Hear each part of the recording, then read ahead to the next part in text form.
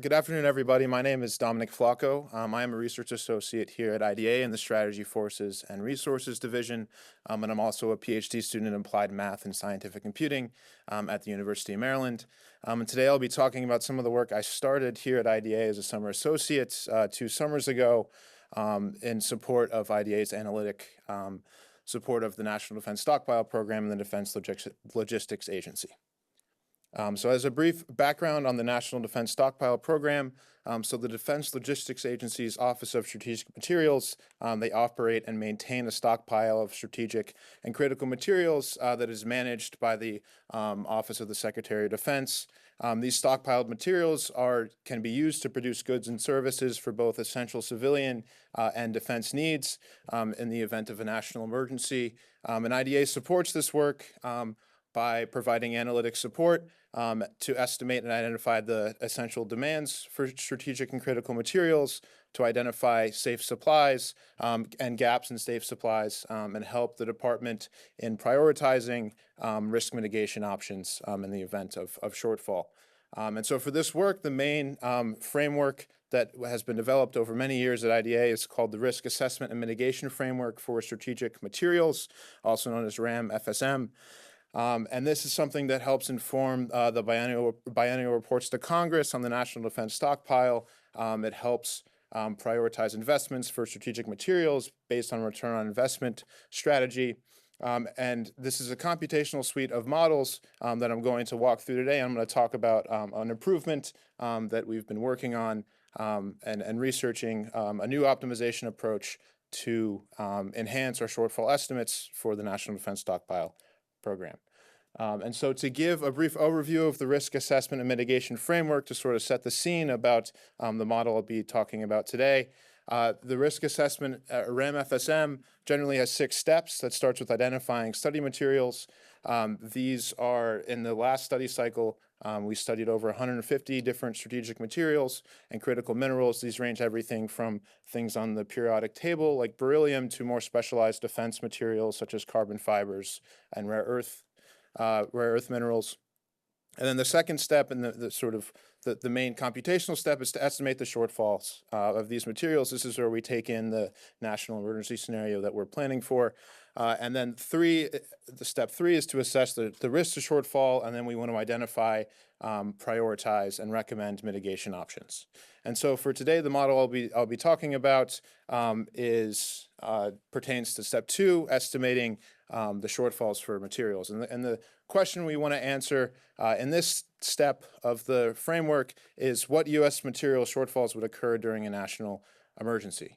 And so this starts with taking in what is typically a 4-year planning scenario referred to as the base case that's typically constituted by 1 year of conflict followed by 3 years of regeneration from that conflict. And the first step is forecasting the U.S. demand for goods and services during these 4 years, then translating that demand for goods and services into demand for strategic materials. And then step 2C is calculating the supplies and shortfalls, so comparing supply to demand to determine what will the shortfall be. And then the last step will be applying market responses to end up with a net material shortfall estimate that can help inform the stockpile. And so today we'll be talking about the calculation of material supplies and shortfalls in substep 2C. Okay, so now that we've set that scene, I'm going to talk through today a linear programming approach that we take, a linear programming model that we work on to provide more informed shortfall estimates. And the motivation for this model is that, as anyone who deals with supply chains definitely knows, that global supply chains, specifically of raw materials, are very complex, and these material flows are susceptible to various decrement factors, especially under national emergency scenarios. And that material is demanded in manufacture-ready form, such as metal wire, sheet, or rod, but the supply is often examined in a different form, such as ore, or the mined form of that material. And while the demand for this finished metal or material is related to the demand for the mined material, explicitly tracing the stages of production may lead to new insights. And that's what we're after today, is a general mathematical framework that models a downstream flow of strategic material production throughout a global supply chain. And so this is where we'll discuss the 2-stage production model. For this problem setting, we're going to consider a two-stage production process of a critical material. We can think of this as mining and refining. In this example here on the board, this is beryllium, which is used in the manufacturing of aircraft engines. And so here we see that we have the mined material that is mined, sent to a refining material, and this yields beryllium ore that it can then be sent to a manufacturer to produce defense systems and also essential civilian demands.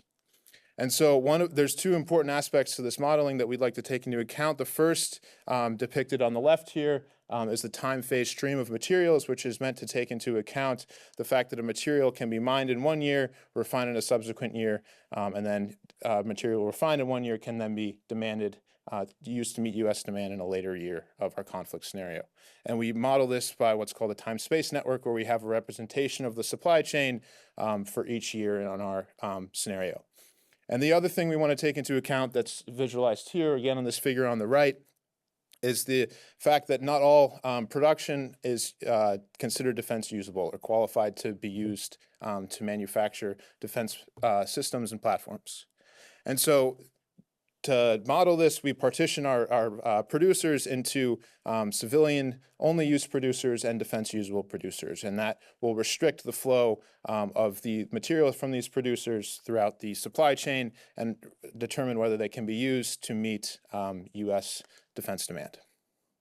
And so the general approach that we take to solving this problem is motivated by the classic multi-commodity network flow problem, where we're going to first create a directed graph to represent our global supply chain. Here is a notional figure of this at the bottom here. We're then going to formulate these flow constraints and incorporate decrements to supply.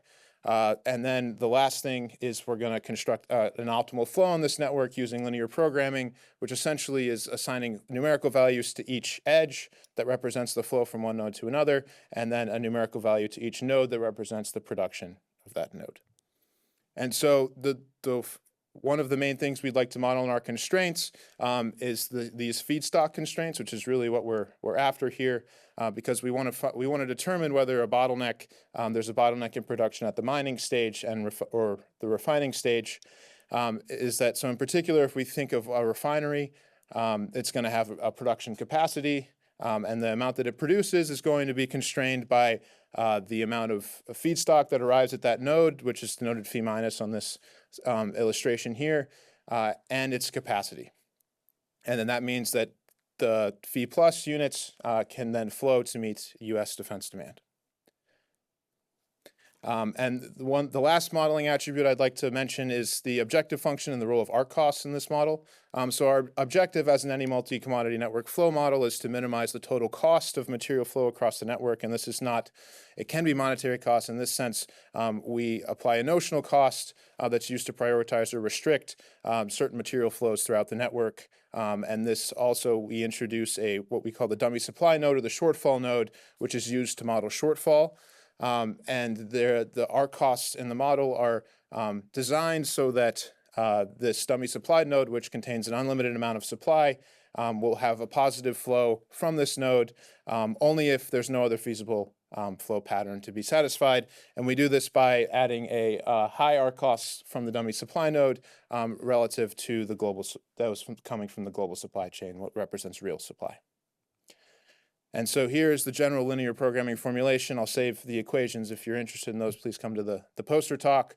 And so we're going to optimize this model and get a very granular picture of our supply chain. And then at the end, to conclude, this provides a number of high-level insights on strategic material production, such as the total defense usable and civilian-only usable mined material feedstock that we have available in each year, stage-level shortfalls, which can help in bottleneck identification analysis to help inform domestic production efforts and investments in which material form is the best to stockpile.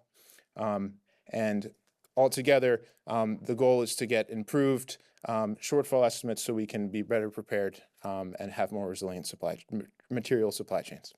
So that is my time, and thank you for listening.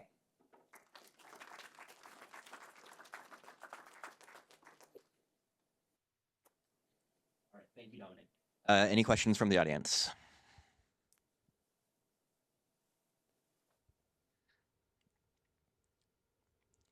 So I'll ask one. Sorry, it's kind of a curveball, but have you thought about how you might incorporate different sort of supply chain disruptions or anomalies, right? Or even like sort of intentional diversions or issues into your analysis and what that might look like for in terms of, defense. Sure. Yeah, I mean, that's why I'm a huge fan of linear programming models, is because a lot of disruptions can be modeled by changing data in your model.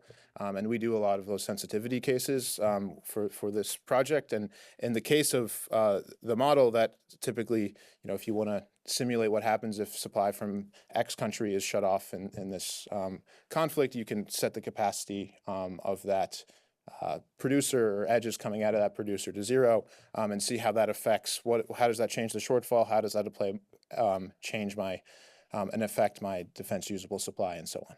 Cool. Thank you. Yep.